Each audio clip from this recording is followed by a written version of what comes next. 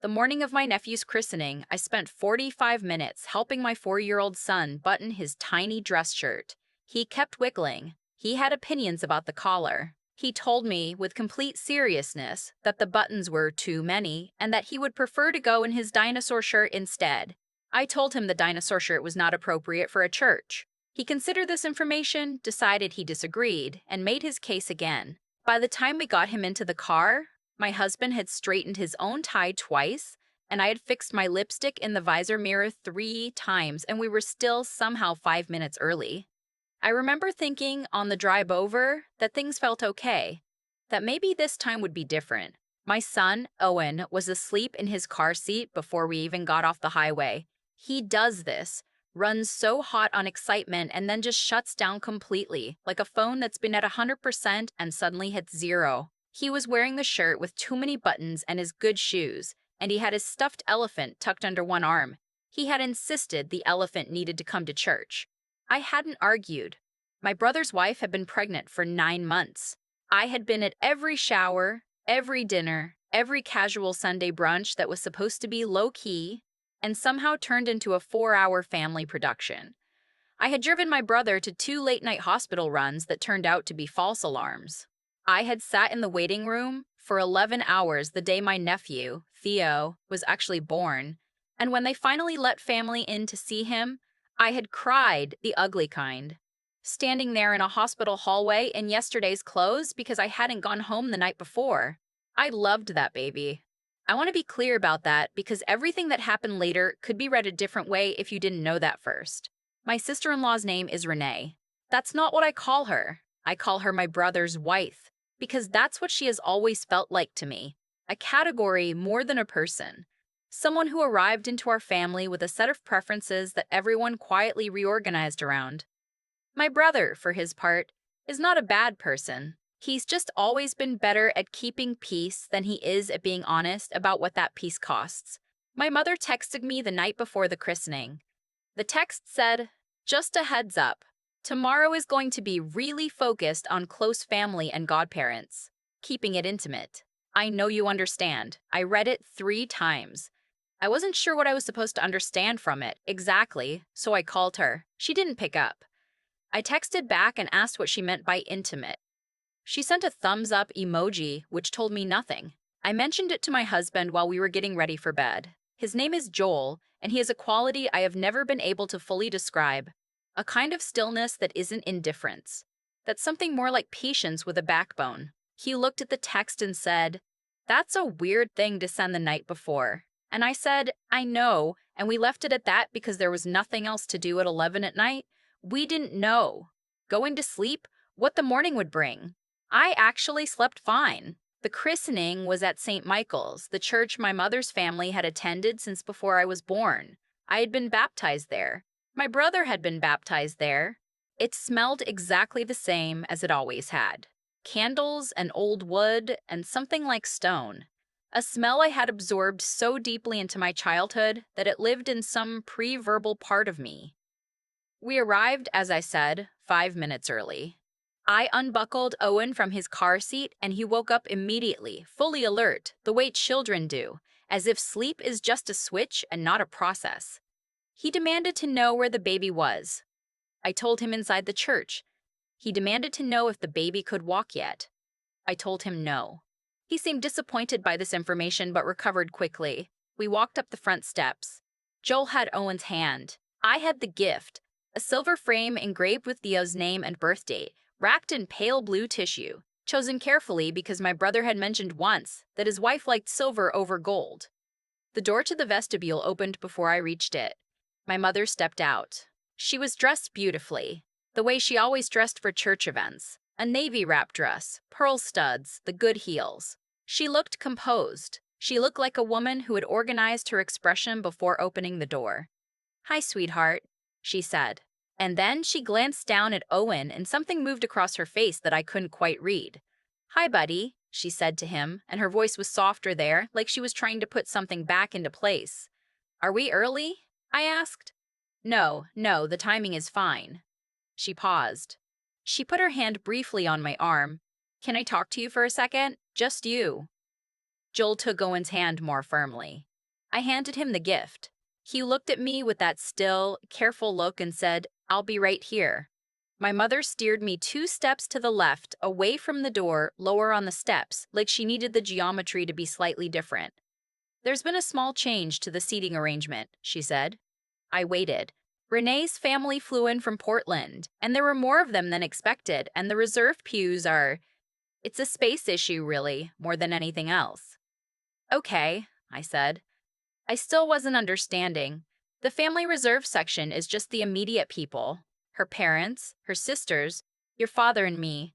Your brother, obviously." She paused again.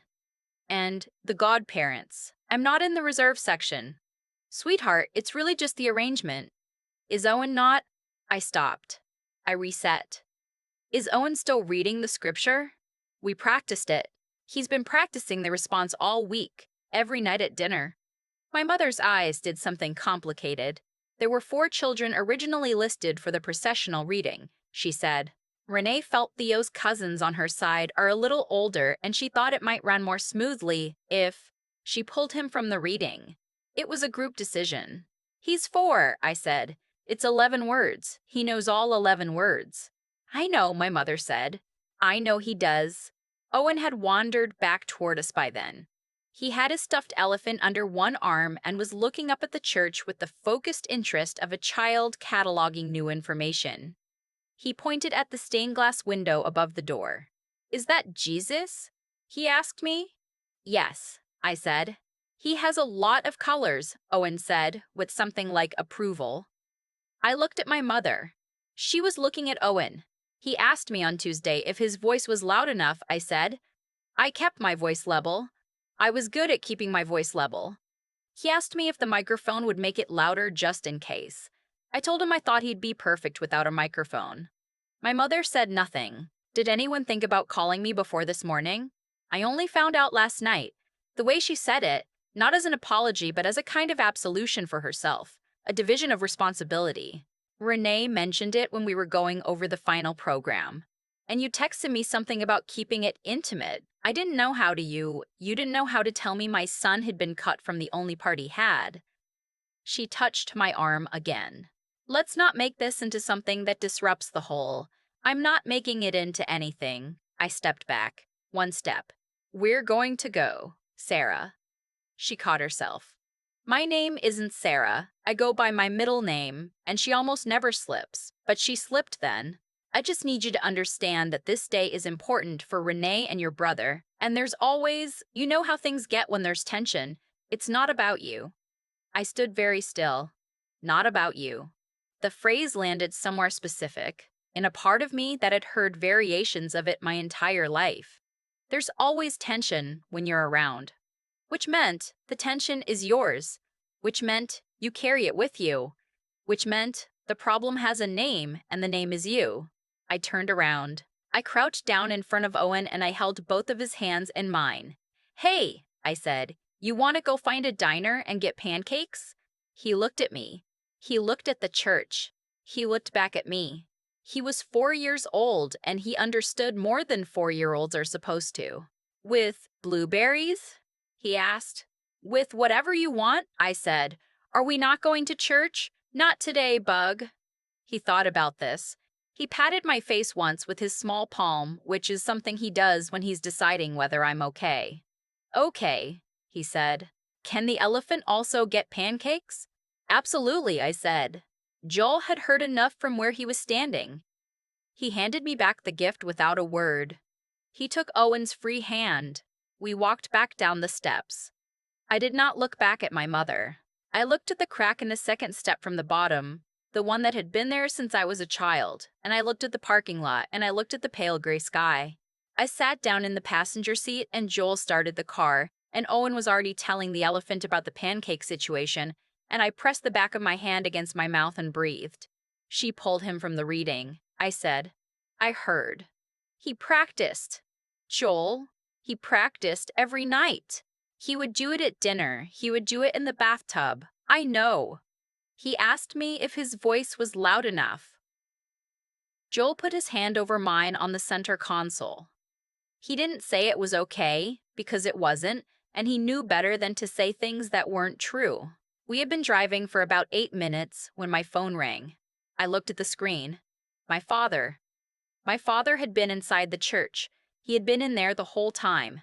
I had not seen him come to the door, had not gotten a text from him, had received no signal at all that he knew what was happening on those front steps. I almost sent it to voicemail.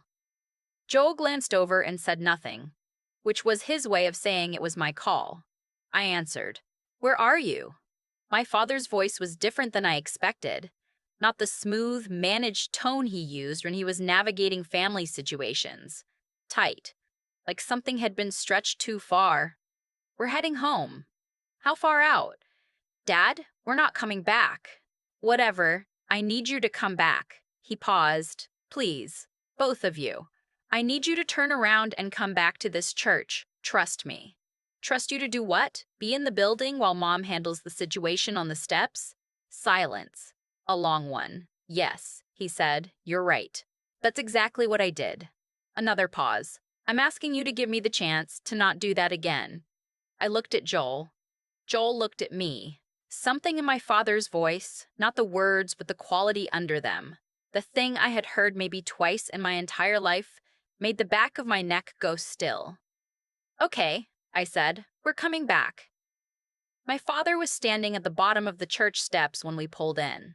Not on the steps, at the base, on the sidewalk like he had walked down to meet us. He looked like my father and also like a version of him I didn't fully recognize. Shoulders set, face arranged into something I could only call decided. Owen scrambled out of the car and ran to him, elephant first. My father caught him, lifted him, held him in a way that made something in my chest pull tight. "Hey, champ," he said. He set it into Owen's hair. He set Owen down and looked at Joel. "Do you mind there are some of the older kids around back looking at the memorial garden? Would you take him?" Joel looked at me. I nodded once. "There's a big stone rabbit back there," my father said to Owen. "I'm told it's very impressive." Owen's eyes went wide. He was already moving. Joel followed with a hand on his shoulder and one last look back at me that meant, "I'm right there." My father and I stood on the sidewalk outside a church where the christening of my nephew was about to begin, and the bells hadn't rung yet, and somewhere inside was my sister-in-law and my brother and 100-and-something guests and 11 words Owen had memorized until he was sick of them. And my father folded his hands in front of him and said, "I owe you an apology. Dad, I was in the vestibule. I heard your mother go out. I heard the conversation." He paused. I stayed inside. I didn't say anything. I told myself it wasn't the moment. That if I came out, the whole morning would become about that instead of about Theo. That I'd talk to your mother after. He exhaled slowly. "That's the same thing I've been telling myself for about 15 years.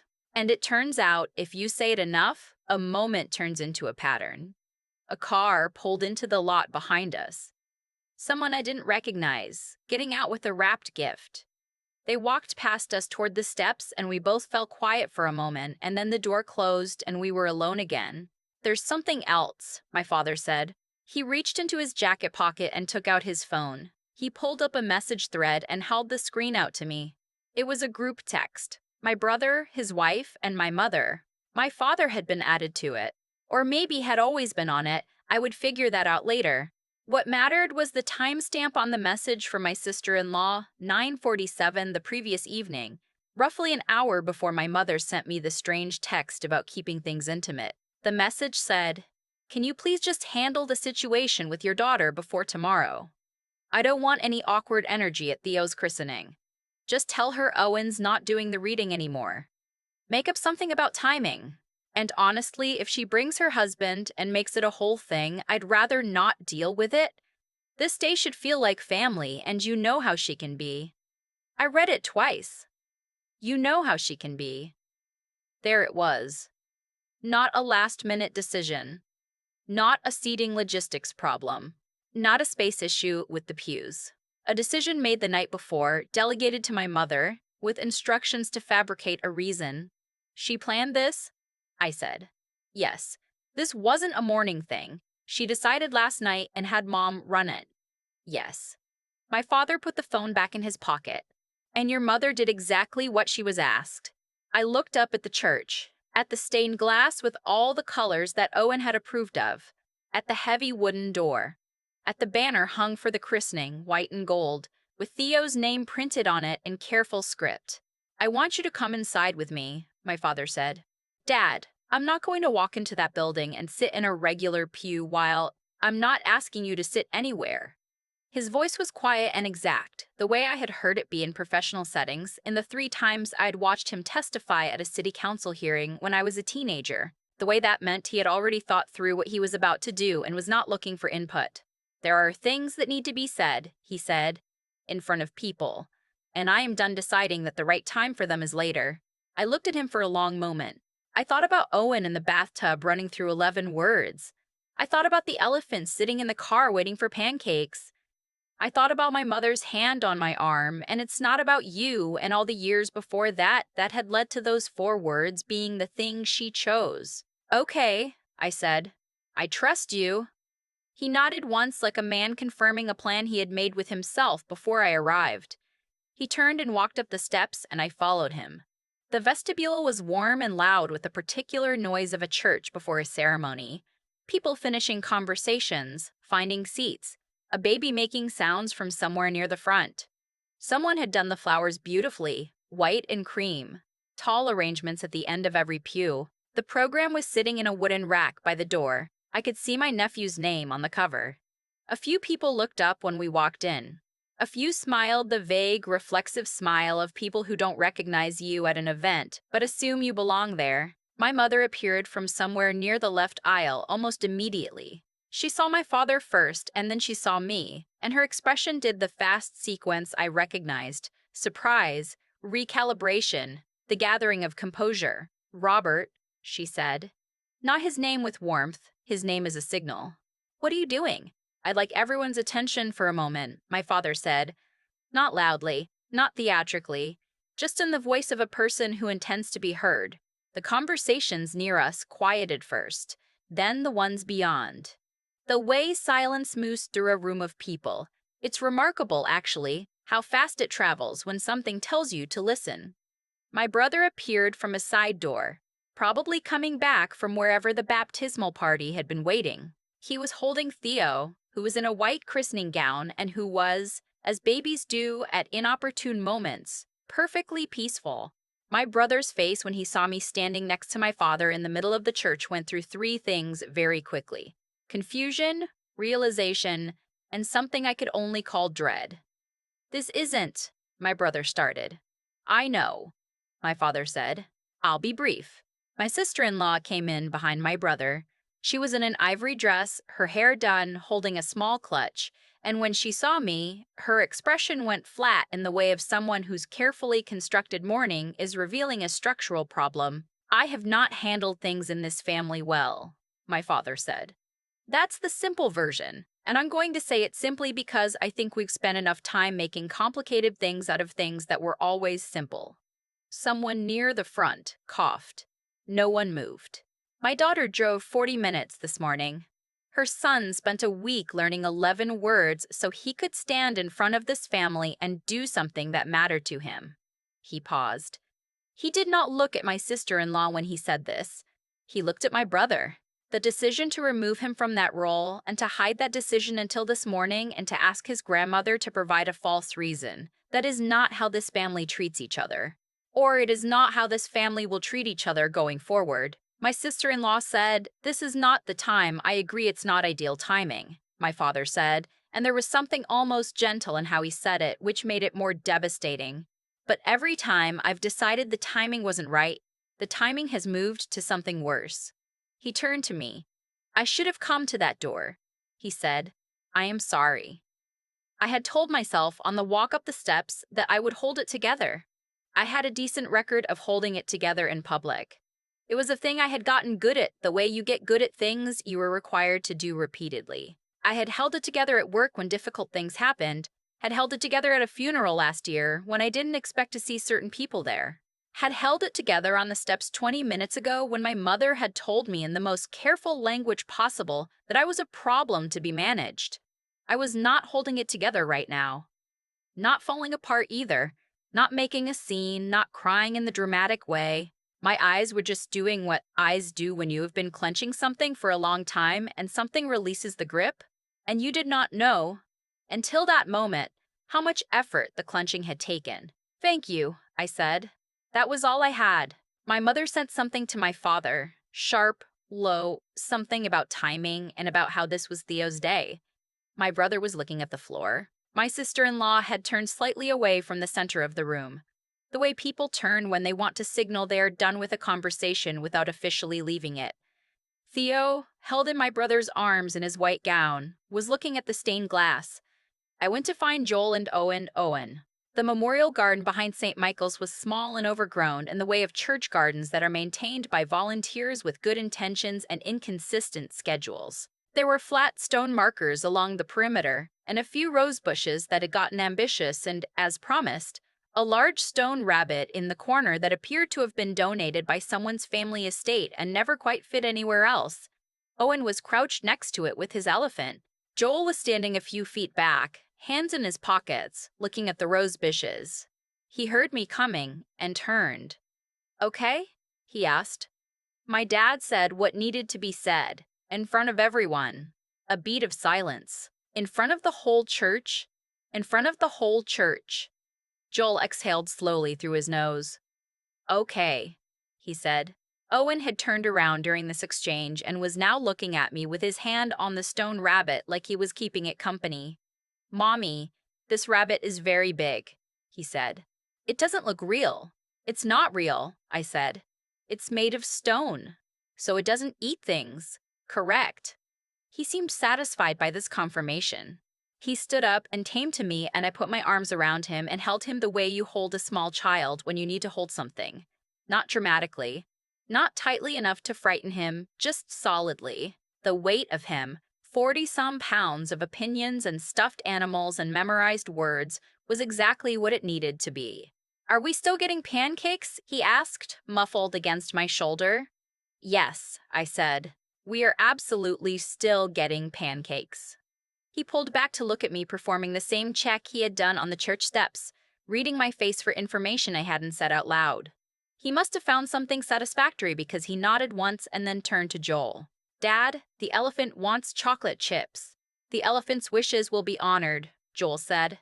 We said goodbye to my father on the sidewalk outside. He had followed us out, and he stood there in his church clothes and the pale morning light, looking like a man who had set something down after carrying it for a long time.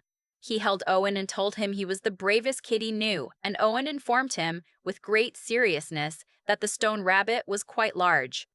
My father shook Joel's hand and held it a moment. He looked at me. "I'll call you this week," he said.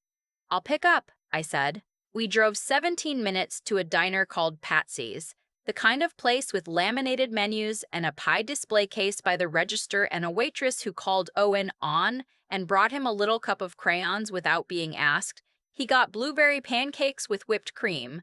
Joel got the eggs in toast and passed me half without asking because he knew I would want them. We sat in a corner booth in the Sunday morning quiet, the three of us, and Owen drew something on his paper placemat that he said was a firefly, but that looked more like a sun with too many legs. And I drank coffee and watched the street through the window and felt something I didn't have an exact name for. Not relief, not triumph. Something smaller and more durable than either of those. My father called the following Thursday, as he said he would. He told me that the conversation had not ended with his remarks in the church, that there had been, after Joel and Owen and I left, a longer discussion that moved from the vestibule to the parking lot and eventually to a dinner that had not been on anyone's itinerary. He said my brother had said more in those 2 hours than he had said in the previous 2 years. He said my sister-in-law had left early with the baby and her parents. He told me something else, that my grandmother's silver serving set, the one she had used every Thanksgiving and Christmas, the one she had told me when I was 12, would be mine someday, had been given to my brother and his wife 18 months ago. My mother had arranged it quietly when they moved into their house. No conversation, no mention to me. When my father asked her about it, she said she had assumed they would use it more. I sat with that for a while. 3 weeks later, Joel and I drove to my father's apartment. He and my mother had separated 2 months earlier, something I had not fully processed yet, and we sat on his back porch with coffee, and he talked, for the first time, like a man who wasn't managing anything. He told me about decisions that had been made when I was in college, about the way my self-sufficiency had been received, with pride, yes, but also with a kind of permission. Like my willingness to handle things myself was an invitation to give me less. He said he had been confusing stepping back with being supportive, and that it had taken him longer than it should have to understand the difference. When I got frustrated, sitting there in the afternoon sun on a plastic lawn chair with a lukewarm cup of coffee, he didn't smooth it over. He let me be frustrated. He let me say the things I had been sorting and resorting for years, and he didn't offer explanations for all of them or try to reframe the ones that were hardest to hear. He just let them be what they were. That, I think, was the most valuable thing. The silver serving set came to me in my father's truck 6 weeks later, wrapped in a moving blanket, with a handwritten note from him explaining that it had been retrieved. No dramatic story, no confrontation I witnessed. He just handled it the way he had started handling things. Directly, without performance, without waiting for a better moment. I put it on the shelf in my dining room.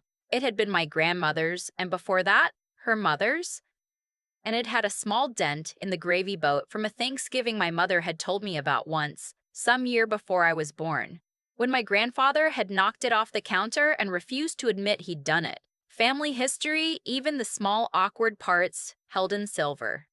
My brother texted me 6 weeks after the christening. It was a long text, the kind that clearly got written and deleted several times before it got sent.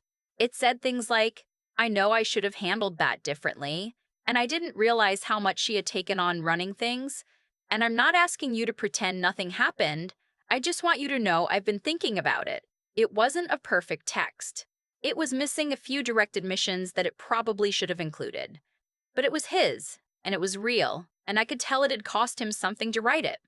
I waited 4 days before I responded. When I did, I said, I appreciated him sending it. I said I wasn't ready to act like things were fine. I said I thought there might be a version of a relationship we could build, eventually, but it would have to be built from scratch, not repaired, because what we'd had before hadn't actually been what I'd thought it was. He wrote back, "That's fair. I'll wait. I don't know what comes next. I genuinely don't. My sister-in-law hasn't reached out. My mother and I have spoken twice. Carefully, briefly, the way you speak to someone when you're not sure what the new rules are yet. Theo is 3 months old now and has no idea any of this happened, and I'm grateful for that, and I hope that someday the version of our family he knows is better than the one that showed up on his christening day. My father comes to dinner most Sundays. He brings something, pie from the bakery on Clement Street, or a six-pack of whatever craft lager Joel has mentioned liking, or, once, a completely inexplicable amount of fresh basil that he claimed he had grown himself, which none of us believed but which we used anyway. He and Owen have an ongoing competition to see who can find the most unusual thing in the neighborhood on the walk from the parking spot to our door. Owen usually wins because he is 4 and therefore has no filter about what counts as unusual. The serving set has been used twice, once for a regular Wednesday dinner with no occasion, because I decided it didn't need an occasion. Once for Thanksgiving, which was small this year, just the 3 of us and my father and my father's college friend, a man named Pete who made very good cornbread and told 3 stories about my father that my father claimed were exaggerated. Owen got through most of dinner before he fell asleep at the table with his face about 3 inches from his plate. I stood in the kitchen afterward, washing the silver pieces by hand the way you're supposed to, and I thought about the christening. The steps, the pale gray morning, my mother's careful voice telling me it wasn't about me. I thought about Owen practicing 11 words in the bathtub, small and serious, with absolutely no idea that the world was not going to cooperate. I thought about my father standing on a sidewalk in his church clothes, having decided that the right time for an uncomfortable thing was finally right now. I dried the gravy boat, the dented one, and put it back on the shelf. It fits there. It always has. It just took me a while to understand it was mine. I've thought a lot about what actually happened that morning.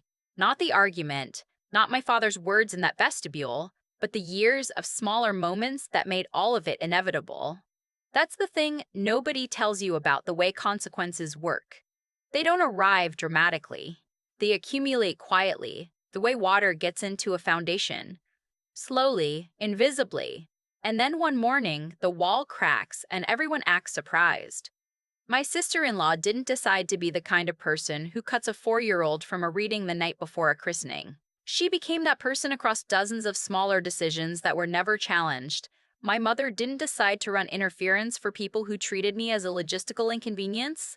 She built that habit slowly, one smoothed-over conversation at a time, one carefully worded text at a time, until doing it felt like keeping the peace and not doing it felt like causing a problem. My father didn't decide to stay in that vestibule. He had just practiced, for 15 years, the belief that later was a safe place to put hard things. None of those were single choices. They were patterns. And patterns, I've learned, don't break on their own. Someone has to decide to break them. What my father did that morning wasn't brave in the dramatic sense. He didn't raise his voice. He didn't perform anything. He just refused, for the first time in a very long time, to wait for a better moment.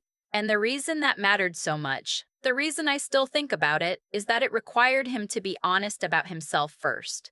He stood on that sidewalk and told me that what he had done was cowardice. Not a misunderstanding, not a timing problem. Cowardice. That kind of honesty, turned inward, is harder than anything you can say to another person. I think about Owen practicing those 11 words in the bathtub every night that week. He didn't know he was teaching me something. He's 4. He was just trying to do the job he'd been given well. But there's something in that kind of effort, the completely uncomplicated commitment to doing a small thing right, that I want to hold on to. He didn't ask whether it was worth practicing. He didn't wonder whether the world would cooperate. He just practiced. I want to live more like that, not naively. I'm not 4, and I understand now, better than I ever wanted to, that the people closest to you can make decisions about you as casually as confirming a catering order. But there's a version of that same straightforwardness that I think is worth building. Show up, do the work, don't wait to be invited to occupy the space that was always yours. The silver serving set is on my shelf. It was my grandmother's. It has a dent in the gravy boat from a story that happened before I was born. I washed it by hand the first time I used it, on a regular Wednesday with no occasion, and I thought about all the years it sat somewhere else and I didn't know. I put it back on the shelf and it fit exactly where I'd put it. Some things take longer to find their way home than they should. That doesn't mean they were never yours.